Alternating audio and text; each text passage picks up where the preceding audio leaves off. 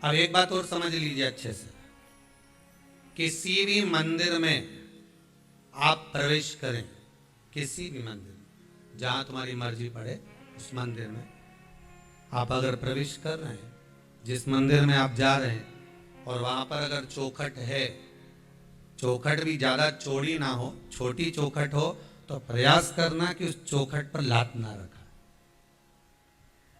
प्रयास करा करो कि चौखट पर लात ना रखे, उस चौखट को नमन करो। पांव नहीं रखना, उस चौखट पर अपना सिर रखना। क्या रखना है? अपना मस्तक, अपना शीश उस चौखट पर रख दिया।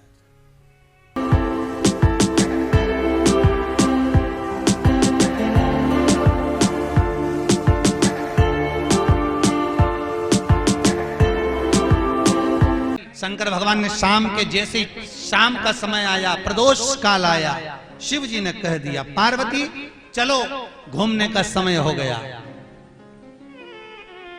33 कौटी देवता में केवल एक देव अधिदेव महादेव एक ऐसे हैं जो प्रतिदिन प्रदोष काल में शाम के समय अपनी धर्म पत्नी माता पार्वती के साथ भ्रमण के लिए निकलते हैं। इसलिए हिंदू धर्म में शाम के समय न चोटी करी जाती है, न झाड़ू लगाई जाती है, न पोछा लगाया जाता है, न माताएं चूड़ी बदलती है, न मांग में सिंदूर डालती हैं। हाँ, प्रदोष काल को छोड़कर पहले या बाद में आपको जो करना है कर सकते हो। क्यों? क्योंकि माता पार्वती भोलेनाथ जी के साथ अखंड सौभाग्य देने के लिए निकलती हैं स्त्रियों को।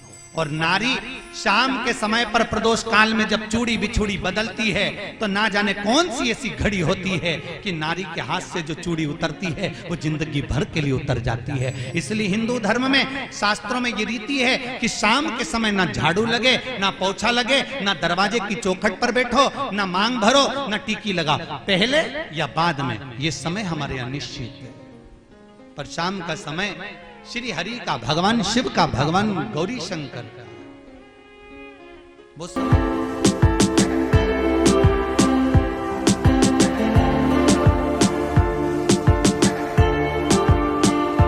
तुम सत्संग की महत्व जानते हो क्या है?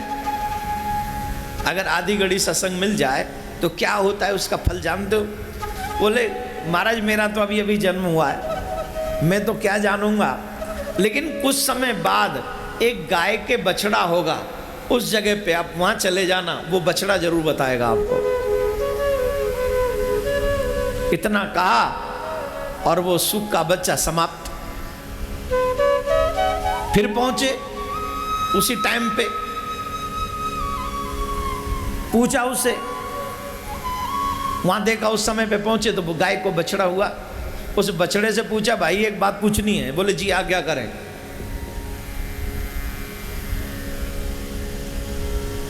सत्संग का महत्व तो जानते हो क्या है? कुछ बता सकते हो सत्संग का महत्व तो क्या है? बोले महाराज मेरा तो अभी अभी जन्म हुआ है, मैं भला क्या बता सकता हूं, लेकिन हाँ आपको एक उपाय बताता हूं। यहां से कुछ दूरी पर एक गांव है, उसमें ब्राह्मण कुल श्रेष्ठ कुल है, उसमें कुछ समय बाद एक बच्चा जन्म लेगा। उस बच्चे से पूछना, वो बच्चा जरूर बता देगा। देवर्षि नारद वहां पहुंचे और बछड़े ने जब इतना कहा तो वो भी समाप्त। अब उस ब्राह्मण के पास में गए, और जब उस ब्राह्मण के पास में गए तो वहां जाके देखा एक बच्चे का जन्म हुआ है। देवर्षि नारद ने उस बच्चे से पूछा भाई तुम्हें सत्संग का महत्व मालूम है क्या? दोनों हाथ जोड़ के बोले क्या जानना चाहते हैं आप?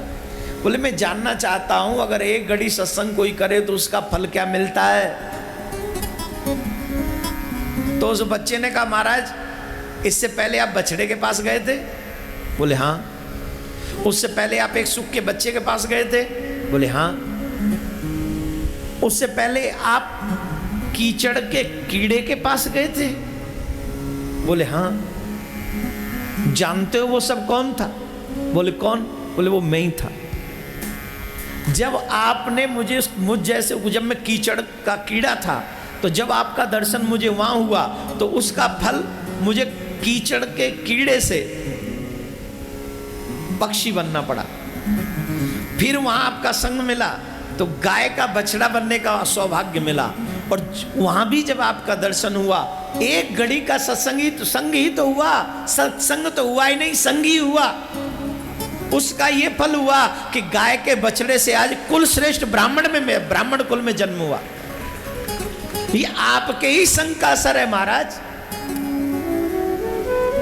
ये आपके संग का असर है। नहीं तो 84 लाख योनियों में भटकना पड़ता है, उसके बावजूद भी मानव शरीर नहीं प्राप्त होता। उसके बावजूद भी मानव योनि कहां, दुर्लभो मानसो जन्म, बड़ा दुर्लभ है मानव शरीर, आसान है क्या?